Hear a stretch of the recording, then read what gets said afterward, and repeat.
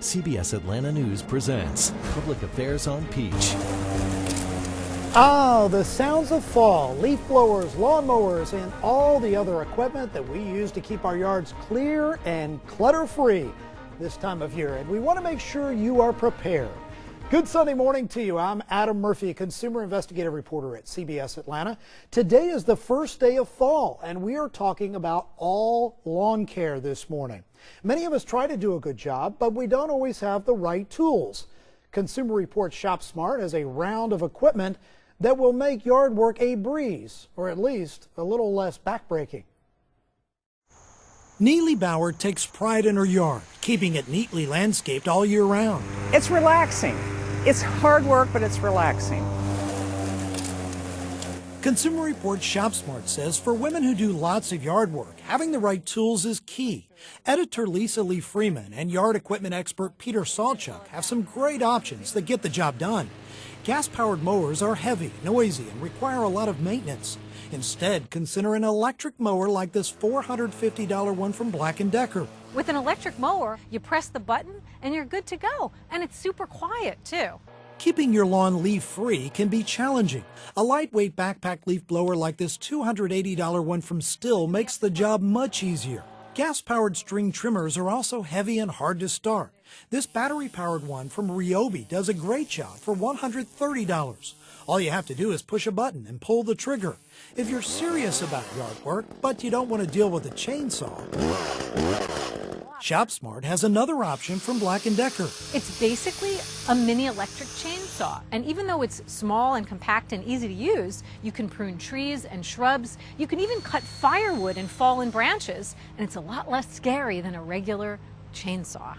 A bonus, the blade is hidden, so it's safer too. With these tools, your yard will soon be the envy of the block. Keith Komar is here with Bates Ace Hardware. Thank you so much for joining us on the program this morning. You're welcome. All right, so we need to talk about fall and winterizing your equipment because we're down to the wire here now. Temperatures are going to cool off. So what do you recommend as far as winterizing a lawnmower or a leaf blower or something like that? Well, let's start with a lawnmower to start off with. One of the primary failures that we see every springtime is fuel-related issues. So one of the worst things we could do is actually leave fuel in the lawnmower. So one of the first things we want to do is get rid of what's in there. The best thing you can do is actually run the unit, use it up for as much as you possibly can for that last time. As far as blowers and things like that, your two-cycle equipment and everything, same thing comes into play. But what I would recommend is for that last tank of fuel that's going into the machine as you're emptying it, to use one of the manufactured fuels. Like this right here? Yes. And what makes this so special? Well, that particular one is an extremely high octane. It's a 92 octane. It's exceptionally high. It has a large amount of additives in there that preserves the life of it. Also, it's alcohol-free. Alcohol attributes to a whole assortment of problems. Alcohol, ethanol, right? Correct. Okay, so it doesn't have any of that in there. What problems does that cause? Because if you go and you fill up a gas can like this with gasoline and you put it in your lawnmower, it's a lot different than using fuel like this that's ethanol free. Correct. Some of the issues you'll see is the ethanol has a tendency to pull moisture from different places. It will pull it from the atmosphere, it will pull it from inside of the containers themselves, and it actually adds it to the fuel. Once it hits a certain point, it reaches a thing called phase separation. And what that is actually all the fuel goes to the top, the water goes to the bottom. The equipment fails, the water that's in there causes rust, just all kinds of things. The alcohol also allows a form of bacteria to grow into it. Okay. Whenever something eats something, it gives off a waste product. Well, one of the waste products of this bacteria is actually a mild form of an acid that causes corrosion. So if we're leaving an alcohol-based fuel in any of this equipment, right, we're asking for problems. We are going to have problems. Will it destroy the carburetor in your lawnmower? Our #1 repair job at Bates Ace Hardware is fuel-related issues. We replace a tremendous amount of carburetors because we cannot repair them. So yes, it could, it may. Some people get away, with not doing anything to the equipment, But usually within a short period of them putting the equipment back into operation, all the gook and gunk that was left in the fuel tank has been resuspended by the fresh fuel that they start using in the springtime. And that in turn starts causing blockage and plugs and everything else. So Keith, I have a question. All right, here's what I do. I fill up a gas can like this with gasoline. I set it in the garage. It sits there for months. Good thing or bad thing? Very bad thing. Most engine manufacturers now recommend that you use the gasoline within a 30 to 60 day window. You're asking for problems. A good test that you could actually do on yourself, if you were to put regular gasoline into a can, let it set for 2 weeks. Normal gasoline, when you take the cap loose, you can smell the fumes coming off of it and tell it's gasoline.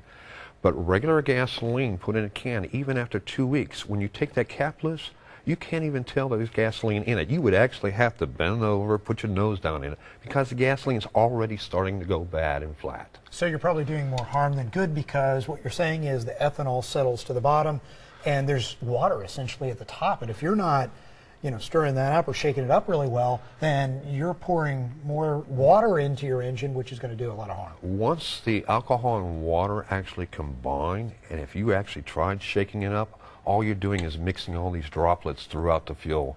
And as soon as it sets again, it's going to separate. So how much does this two-cycle fuel, this is two-cycle fuel, which you would use in a leaf blower, for example, which is a mixture of gasoline and oil, right? Correct. And that's something you would just use for, like we said, the leaf blower, perhaps. Correct. But how much does something like this cost? Because you said it's ethanol-free, so it's really going to help the engine run very well and probably make it easier to start when you look at next spring. Average price on that fuel is somewhere between $8 and $10. It depends on who the retailer is and who actually is the ones that canned it. It does have a shelf life in its container of 2 years versus 30 to 60 days in a can like this, or gas can.